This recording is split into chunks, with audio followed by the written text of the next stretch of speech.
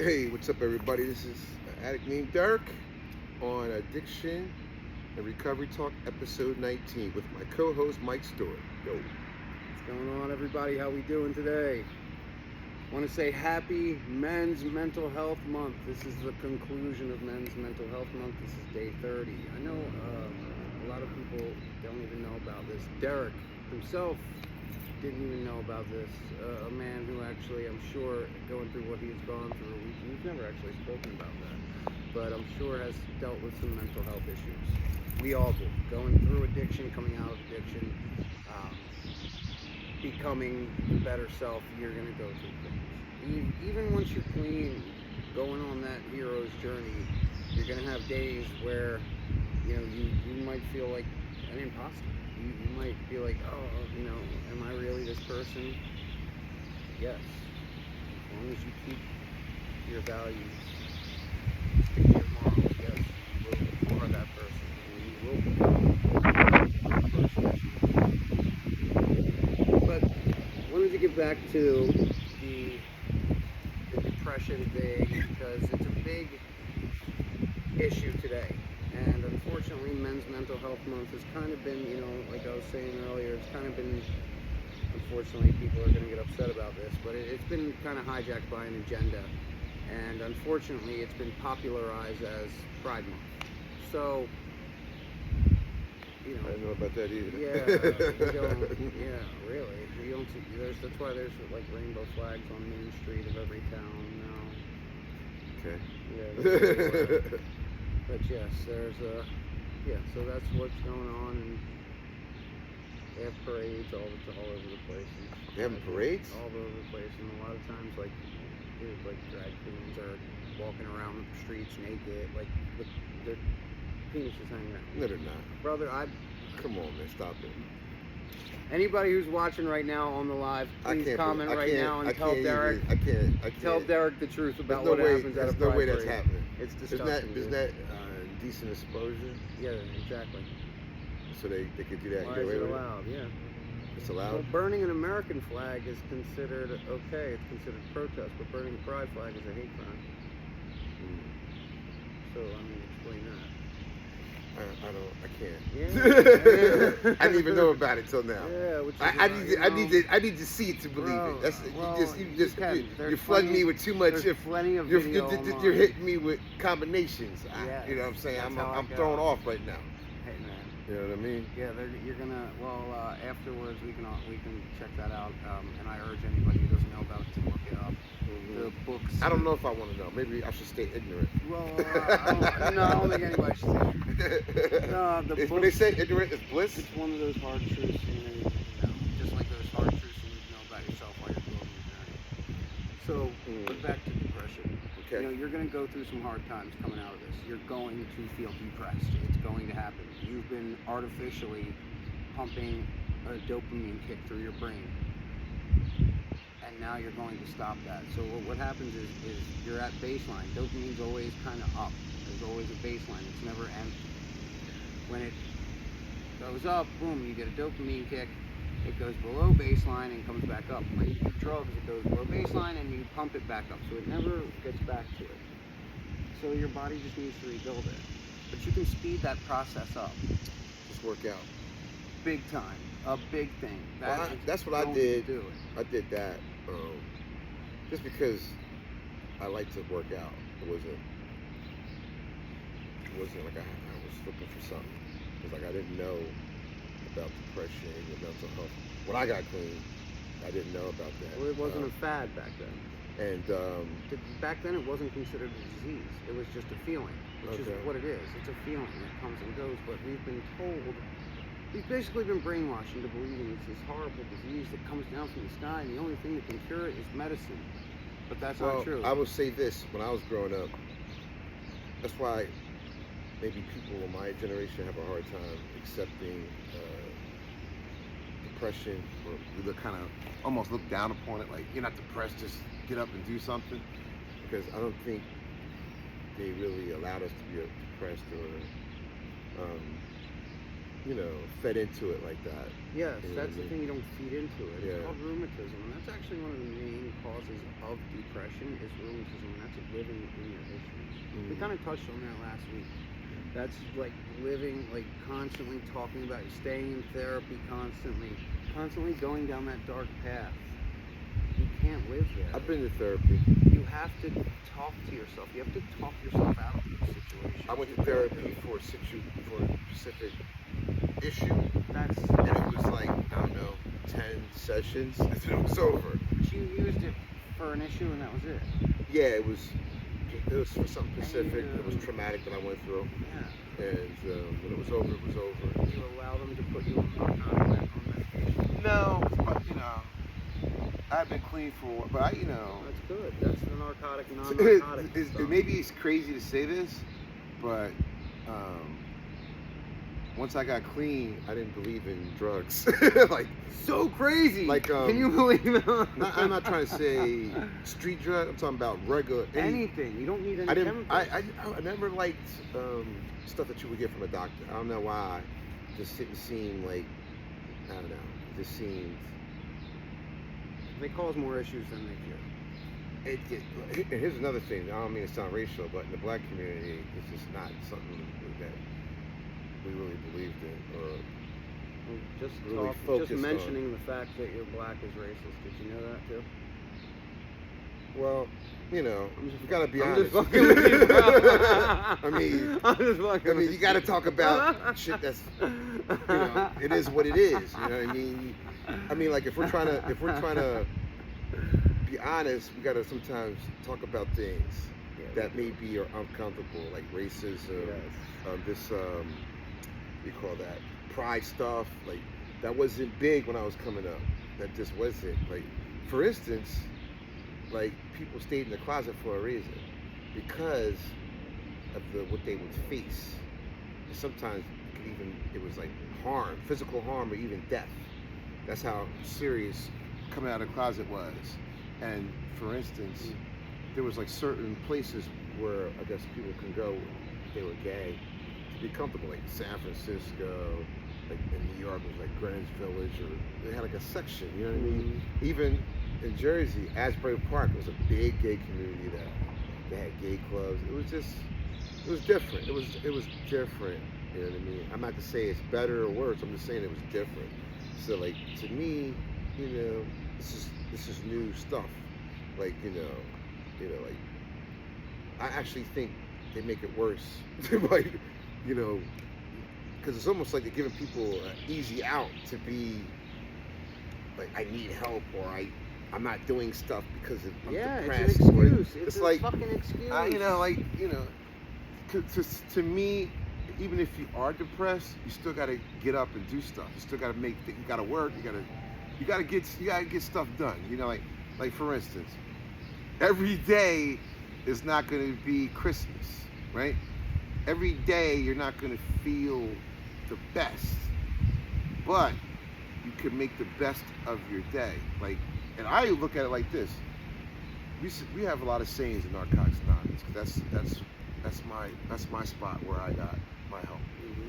It says a grateful addict will never use. And so like we will look at stuff like, well, I didn't get high today, I got a place to live, I got this, I got that. Like we look at sometimes you gotta look at just the basics.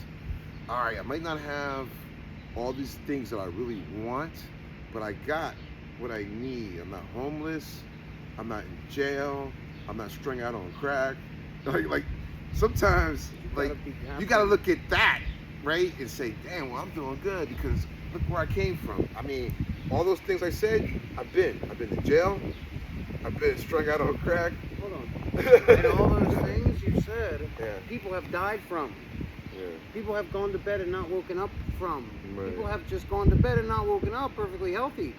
Yeah. Be grateful for all that. Well, and I'm spiritual too. Look, I just came from church. A part of security, they gave us shirts, the Rock in Kensington. I like serving down there because it keeps, dude. I smelled crack today for the first time in a long time. This girl was smoking crack, like right on the sidewalk, and it came and it hit me. I was just like, wow. You're now you're like, how nasty. Yeah, it smells nasty to me. It was just like, and I saw the destruction. Now, if that's depressing, like I saw this one dude, he was bent over and his the legs were so disgusting.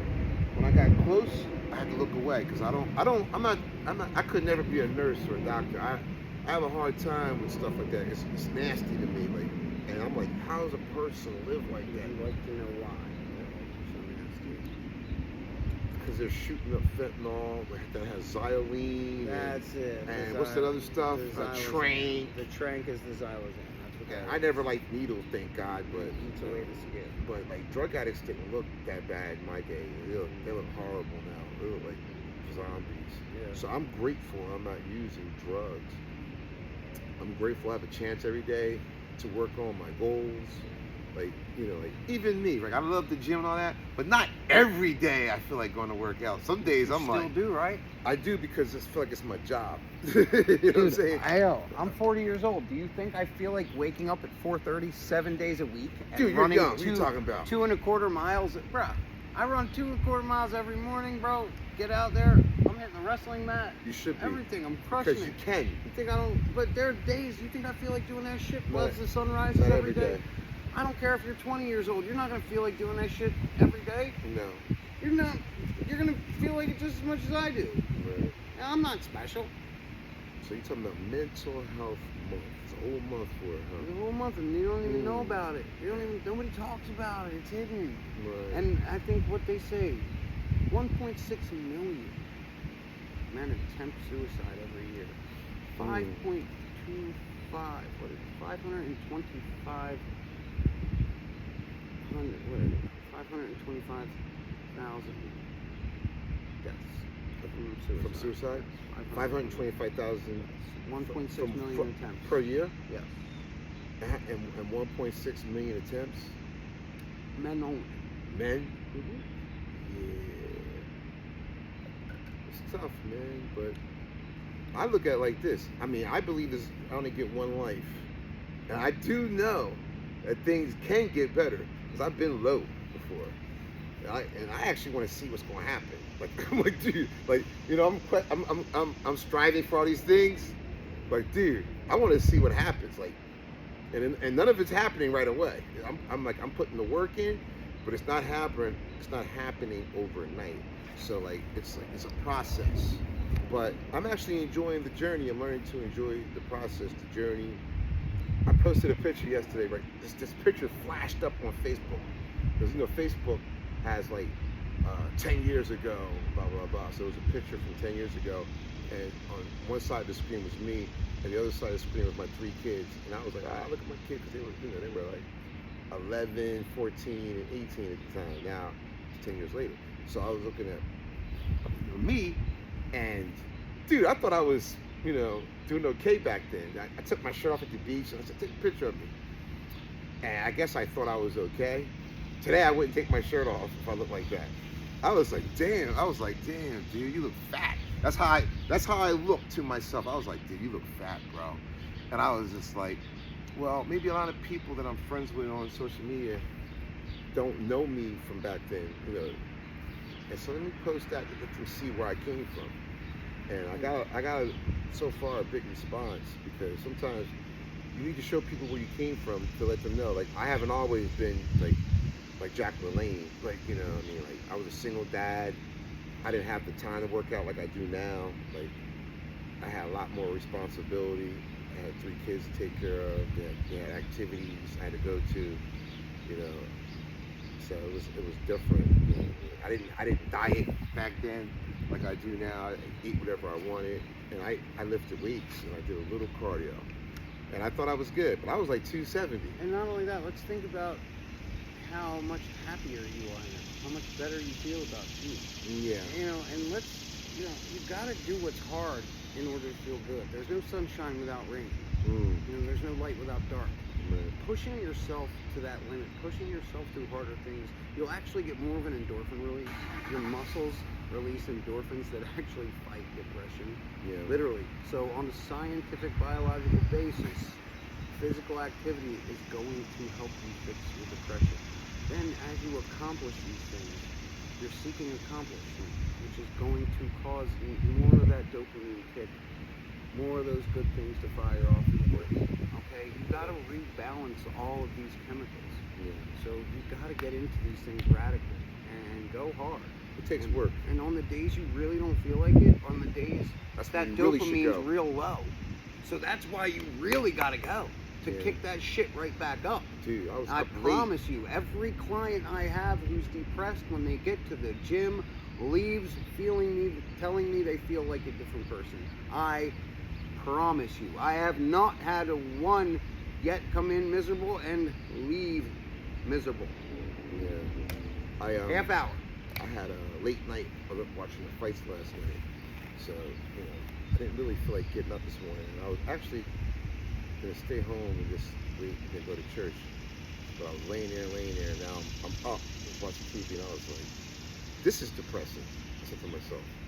I said, "Let me get up I'm and gonna have go. people do it. Let me go and do 35 minutes on the Stairmaster, and I'll sit in the sauna for like 15, 20 minutes, and then I'll go to church." That was like medicine. So I go in there, and like, you know what cracks me up? All My that light all that days, energy from my everybody. light days.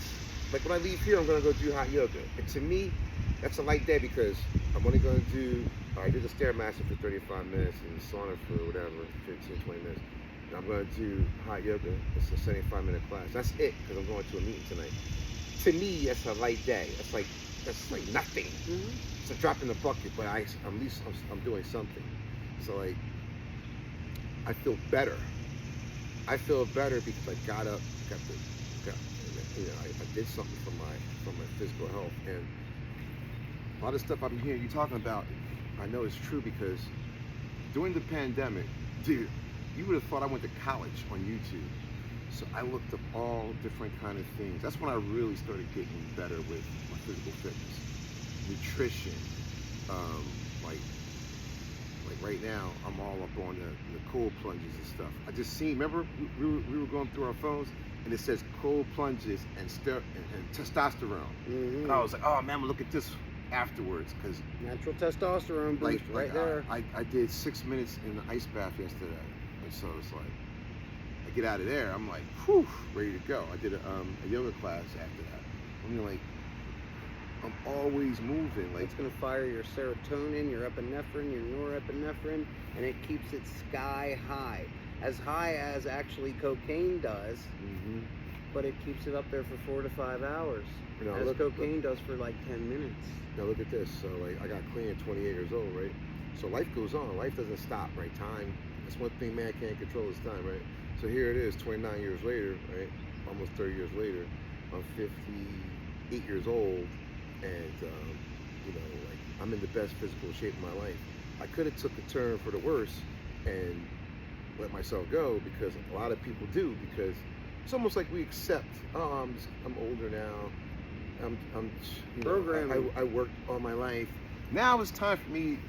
I'm gonna reward myself by getting fat, eating anything I want, and getting old. That's the reward. Yeah. What kind of reward is that? Well, Is that a reward? After all that hell I've been through, and in the jails and rehabs, and almost getting killed on the street because I like to take people's stuff and rob people, so people will after me. So after all that, right, I'm gonna reward myself by letting myself go and getting fat and out of shape. No, that's not a reward. staring at the television. Now I feel like, oh, I can really flourish, and I'm 50 something, and now I could take this because, like, who knows? I might live to 80, 90, maybe even 100, right? So that's another 40 something years maybe I can live, maybe more, maybe 30, whatever. Even if it's only 20. 20 is a long time, and I want to be, running around doing stuff. I don't want to be in no chair, somebody wiping my, cleaning up after me, having to feed me, drooling on myself. You know what I mean? Can't have sex. You know what I mean? You hear what this man's saying? How old are you? Hold on, how old are you? 58. I had a guy from my company. I told you guys about Recovery Roundtable. I had a gentleman my age. I went to high school with him. Reached out to me, and then when I reached out back and told him I wanted to help him and told him what I could do, he told me he was too broken by now to get back. How old is he? 40. He's too broken. Too broken. What do you mean? I'm curious. Was he in an accident? No. What does he mean? Like, Too depressed, too hurt, I guess too messed up. Oh, he for can't too get over that? long. I guess. I don't know. But he's not homeless. Okay. He's not on drugs currently. mm-hmm. He's not sleeping on cardboard boxes. He's not in and out of the county jail. He's not all that stuff Derek just listed. Those are just a few of the things I was pulling myself out of. You are not ever too broken. You are not ever too depressed. You are not ever permanently depressed. Yeah. And keep in mind, your depression is not a disease. Your depression is your soul screaming to your mind and body that you are not living the life that you are meant to live.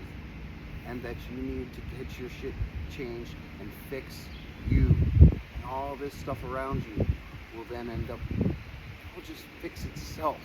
I promise you. Fix you. Self-improve in every way that you can and watch the world around you improve with your vibration. Is this guy, was diagnosed as being depressed? I'm not sure. I didn't get that far into it. I mean, I don't So believe. what is he saying about I've himself? been diagnosed He's saying depressed. he's broken. Did he say he's depressed? He just says I'm broken. Yeah, he's depressed and too broken.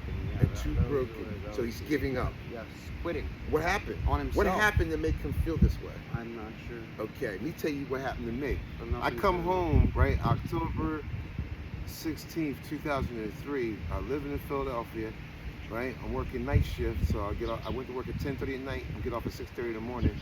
I come home, right, and my first wife, relapsed, right, on cocaine, right?